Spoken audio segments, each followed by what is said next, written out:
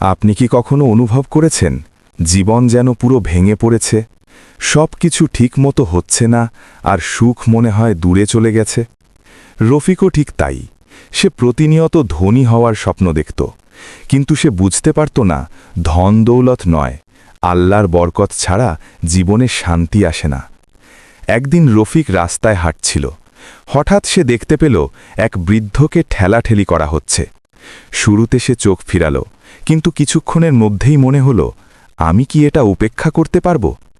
রফিকের মনে পড়ল রাসূল সাল্লাল্লাহু আলাইহি ওয়াসাল্লামের হাদিস, যে ব্যক্তি অন্যের ক্ষতি করে আল্লাহ তাকে ক্ষতির মাসুল দেবে। সহিহ মুসলিম। হঠাৎ রফিকের হৃদয় ভয়ে ভরে উঠল। সে দ্রুত বৃদ্ধটির কাছে গেল। দয়া করে আমাকে ক্ষমা করুন, বলল সে। বৃদ্ধ হেসে বললেন, যদি সত্যিই পরিবর্তন চাও, আল্লাহ তোমার জীবনকে সুন্দর করে দেবেন। সেদিন থেকে রফিক তার জীবন বদলানো শুরু করল। প্রতিদিন নামাজ ঠিকমতো পড়া, দরিদ্রদের সাহায্য করা, অন্যায় থেকে বিরত থাকা, এগুলো তার নতুন অভ্যাস হল। কিছু মাসের মধ্যেই তার জীবনে অদ্ভুত পরিবর্তন এলো।